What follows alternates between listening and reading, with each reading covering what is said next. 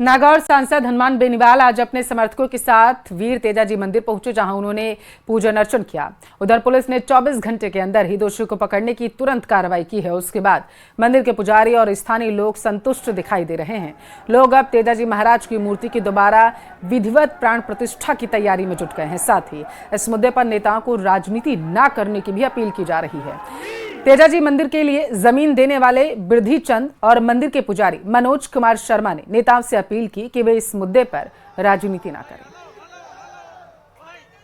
देखिए, कल लगातार मैं कांटेक्ट में था, लेकिन पुलिस को इतना जल्दी अगर पुलिस लाठीचार्ज नहीं करती तो ये आवश्यकता भी नहीं पड़ती, ये टेलीफोन पे बात हो जाती, मान जाते। लेकिन पुलिस ने नहीं, ये मुख्यमंत्री हाउस से और उनके घर से जो इशारा था उसके बाद पुलिस ने लाठियां बांधी।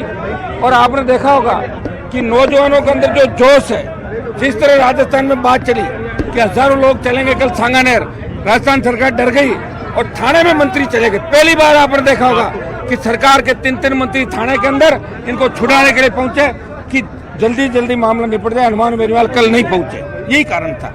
मैं थाने भी गया, इनको लेके आया सबको, और शांतिपूर्वक तरीके से मैंने अपील भी करी। सब लोग अपने घरों पे जाएंगे, हम नहीं चाहते लॉ एंड ऑर्डर हाथ में लिया जाए, लेकिन ऐसी घटनाएं राजस्थान के अंदर नहीं हो, ये मैंने अपील करी। मैंने सरकार के मंत्रियों को भी कहा कि आप भी ये एक्ट बनवाएं जिससे दोबारा ऐसी घटनाएं, महापुरुष जो लोक देवता है, महापुरुष से शहीद है, उनकी मूर्ति तोड़ने की जो घटनाएं हो रही है वो दोबारा से नहीं होनी चाहिए। झालावाड़ के भवानी मंडी में सरकारी अस्पताल में प्रसूताओं की मौत का मामला अब तूल पकड़ चुका है। प्रसूताओं की मौत के बाद परिजन हंगामा करने लगे, धरने पर बैठ गए। हंगामे को काबू करने के लिए मौके पर पुलिस बुलानी पड़ी। परिजनों ने सरकारी डॉक्टर पर डिलीवरी के लिए 4000 रुपए की रिश्वत लेने का आरोप लगाया। उनका कहना है कि डॉक्टर ने इलाज में लापरवाही बरती, जिसके कारण मौत हुई है। मुआवजा, नौकरी देने की मांग के साथ बच्चों के पालन पोषण की जिम्मेदारी सरकार को लेने की मांग की जा रही है। वहीं घटना की जानकारी मिलने के बाद पुलिस मौके पर पहुंची है। तहसीलदार, डीएसपी भी पहुंचे। विरोध कर रहे परिजनों को समझाने की कोशिश जारी है। बता दें कि कल भवानी मंडी के सरकारी अस्पताल में 2 प्रसूताओं की प्रसव के बाद मौत हो गई थी और इसके बाद एक प्रसूता कविता बाई का शव झालावाड़ के जिला अस्पताल मुर्शी में रखवाया गया था। क्या मांग तो हमारी ये है कि भवानी मंडी में जो 2 बहनें थी, दोनों की डेथ हो गई डॉक्टर की लापरवाही से। तो एक तो वो जो डॉक्टर थे वहाँ के, उनको सस्पेंड किया जाए। दूसरी हमारी मांग है कि जो नवजात शिशु है उनके सुरक्षा के लिए प्रशासन को जो भी सहयोग करना वो करे। तीसरी मांग हमारी है कि 50 लाख रुपए का आर्थिक सहायता परिवार को दी जाए और जिस जो लड़कियाँ एक्सपायर हुई है उनके हस्बैंड को, दोनों को सरकारी नौकरी दी जाए। क्या मानते आप, किसकी लापरवाही है सर? डॉक्टरों की लापरवाही। उन्होंने पैसे भी लिए, वो पहले बोलते थे डिलीवरी नहीं होगी तो यहाँ एडमिट हो, एम्बुलेंस भी नहीं आई, एम्बुलेंस को भी फोन लगाया। सर, ये मेरा भाई अनिल कुमार, जो कि बच्चे को क्या नाम से परवरिश के लिए एक तो होना चाहिए, और बच्चे के 1 से 18 साल तक थे, और इसके नौकरी के लिए 50 लाख रुपए। झुंझुनू के नवलगढ़ के सैनी नगर में बिरोल रोड स्थित शराब की दुकान को लेकर महिलाओं और पुरुषों ने जमकर विरोध जताते हुए शराब की दुकान को बंद करवाने की मांग की। विरोध कर रहे स्थानीय लोगों ने बताया है कि दिन भर शराब ठेके पर शराबियों का जमावड़ा लगा रहता है। पास ही में बालाजी का मंदिर बना हुआ है। मंदिर जाने वाली महिलाओं को परेशानी का सामना करना पड़ता है। स्थानीय लोगों ने आरोप लगाया है कि शराब दुकान से 24 घंटे शराब की बिक्री होती है। शराबियों का जमावड़ा होने से लोग सड़क से निकलते हुए कतराते हैं।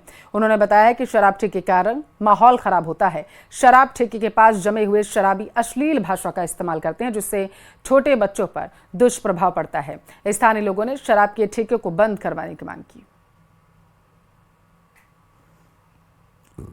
ये पैसे खड़े हैं, नवरात्रि के ठेका बंद होना चाहिए, क्योंकि यहाँ गाली गलौज होती है, गली से बाहर निकलना मुश्किल है। हमारी एग्जाम की टाइम चल रही है, यहाँ गाने बजाते हैं, गाड़ी लेके आते हैं, एंजॉय करते हैं। जब बोला जाता है, उनको कहा जाता है तो आंखें दिखाते हैं। क्यों, आपके बाप की है क्या गली? यहाँ पे है ना, शराब पीते हैं, गाली गलौज करते हैं, और उनको कुछ कहते हैं तो मारने के लिए घर पे चढ़ जाते हैं। ठेकेदार को 1-2 बार कही, वो कहा मैं हटा लूंगा, लेकिन वो हटाता नहीं है, सिर्फ बावला बनाता है। और यहाँ ने रात को 12 बजे दारू मिलती है, 1 बजे ले लो, 2 बजे ले लो, 24 घंटा खुला रहता है, ये बंद नहीं होता है कभी भी। शाहजहांपुर के फलौदपुर गांव में आबादी क्षेत्र से भारी वाहनों की लगातार आवाजाही से परेशान ग्रामीणों का गुस्सा फूट पड़ा। टोल बचाने के लिए ट्रकों और अन्य बड़े वाहनों द्वारा आबादी क्षेत्र से गुजरने पर ग्रामीणों ने सड़क पर बैठकर प्रदर्शन किया है। ग्रामीणों द्वारा किए गए प्रदर्शन धरने से यहां जाम लग गया है। सूचना पर पुलिस पहुंची है, ग्रामीणों को समझाया जा रहा है। शाहजहां टोल प्लाजा पर लिए जाने वाले टोल टैक्स बचाने के चक्कर में भारी वाहन कस्बे से गुजरते हैं, यह आरोप है। भारी वाहनों के कारण हादसों की आशंका बनी हुई है।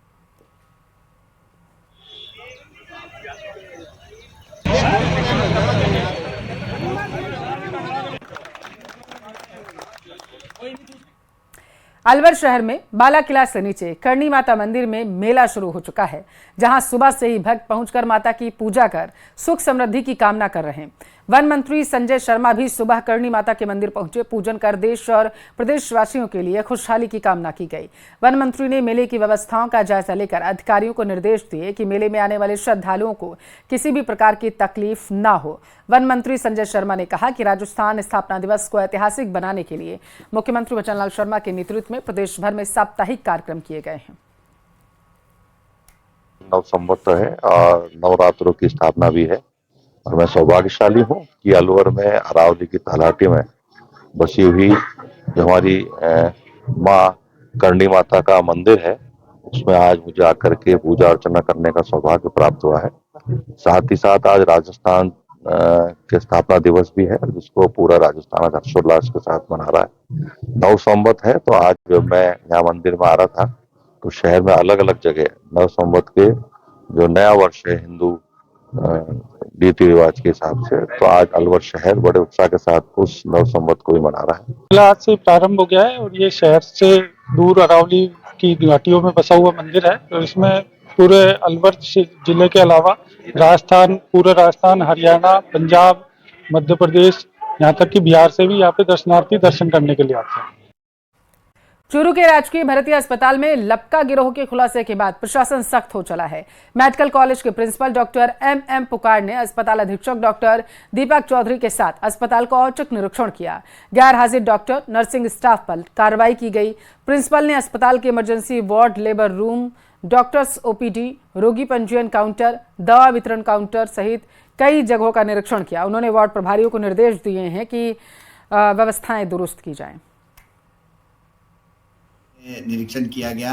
निरीक्षण करके हमने वार्डों का, सोनोग्राफी का, एक्सरे का, लैब का सब जगह पे निरीक्षण किया। कुछ वार्डों में हमें ये पता चला कि कुछ बेडशीट अलग थी, तो मैंने उनके वार्ड के प्रभारी और इनको नर्सिंग सुप्रीन को इनको कहा कि हर दिन का अपना कलर निर्धारित है, उसी कलर की बेडशीट सब जगह दिखनी चाहिए। एक ही बेडशीट चेंज थी, मैंने उनको सबको डांट दिया, उनको कहा कि ये बेडशीट आप चेंज कीजिए।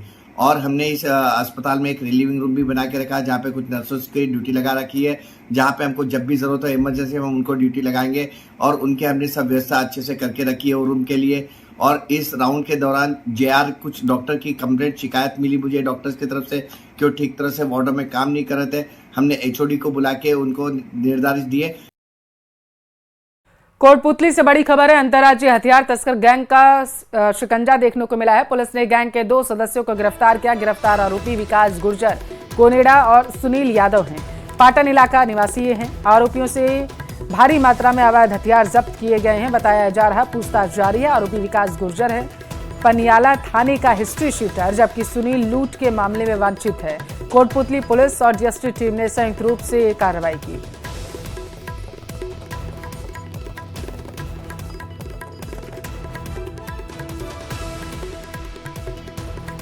प्रतापगढ़ के छोटी सादड़ी में रेलवे लाइन निर्माण के लिए भूमि अधिग्रहण की गई, जिस पर उचित मुआवजे की मांग को लेकर किसानों का धरना प्रदर्शन पिछले 4 महीने से जारी है और अब यह आंदोलन और तेज हो गया। किसानों का कहना है कि केंद्र सरकार ने राष्ट्रीय राजमार्ग निर्माण के लिए अधिग्रहित भूमि का मुआवजा 1 लाख रुपए प्रति आरी के दर से दिया गया था, लेकिन रेलवे परियोजना के लिए ऐसा नहीं हुआ। इसी असमानता के विरोध में किसानों ने अपना प्रदर्शन और ज्यादा उग्र कर दिया है। किसानों ने नारेबाजी करते हुए मांग की कि उन्हें भी NHAI की तरह उचित मुआवजा दिया जाए। साथ ही कहा है कि उनकी मांगे पूरी नहीं होती हैं तो उग्र आंदोलन किया जाएगा। 15 नवंबर से हम लोग धरने पर बैठे हुए हैं और हमारी ये मांग है कि 2013 में जो NH में जो मुआवजा मिला, वो मुआवजा तो किसान को 2024 में जब हमारी भूमि अधिग्रहण कर रहे हो तो उसमें हमारे को वो मुआवजा तो मिलना चाहिए। वहाँ 1 लाख रुपए प्रति एयर मिला या 40,000 रुपये प्रति एयर दे रहे किसान, कहाँ तक ये न्याय संगत है। इसलिए हमारा निवेदन अभी भी यही है कि हम रेलवे के कार्य को पूरा सहयोग करने को तैयार है, पर हमारी उचित मांग को मानकर हमें NH के एवज का मुआवजा दिलाया जाए। बड़ी साड़ी नीमच रेल लाइन जो 4 सर्वे हुई उसमें से 4 चेंज करके 34 सर्वे इनको फाइनल कर दिया, जिसको किसी को पूछा नहीं, कुछ भी नहीं किया गया। और हमारे मुआवजा 40 रुपये फीट से ज़मीन खरीद रहे हैं, जबकि 40 रुपये फीट में चद्दर भी नहीं मिलता है आज की तारीख में। और ये हमारे किसानों के साथ बहुत ज़्यादा अत्याचार हो रहा है। बड़ी साड़ी नीमच लाइन का रेलवे का काम और पे किसान उचित मुआवजे की मांग को रखते हुए विगत 4 माह 16-17 दिन होने आए, उसमें भी शासन प्रशासन और किसी नेता का न तो कोई हमारा सहयोग है न कोई आश्वासन है। ज़मीनों का अधिग्रहण कोड़ियों के भाव में किया जा रहा है।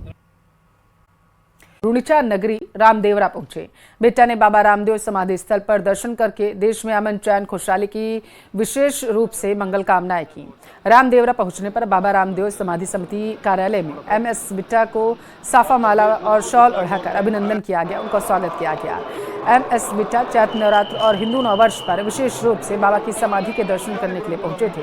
बाबा रामदेव समाधि समिति की तरफ से संचालित भोजनशाला में बिट्टा ने सभी भक्तों के साथ सामूहिक प्रसाद भी ग्रहण किया। प्रदेश मंत्री किसान मोर्चा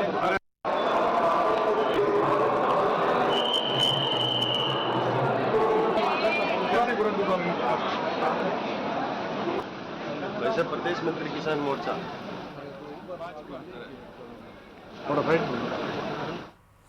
कैबिनेट मंत्री जोरारम कुमावत रविवार को सुमेरपुर दौरे पर रहे, जहां उन्होंने अपने कार्यालय पर सुमेरपुर में हिंदू नववर्ष और राजस्थान दिवस पर प्रदेशवासियों को शुभकामनाएं दी। इस मौके पर कैबिनेट मंत्री के हाथों से महाकुंभ प्रयागराज के त्रिवेणी संगम से लाया हुआ गंगाजल निःशुल्क नगरवासियों को वितरित किया गया है।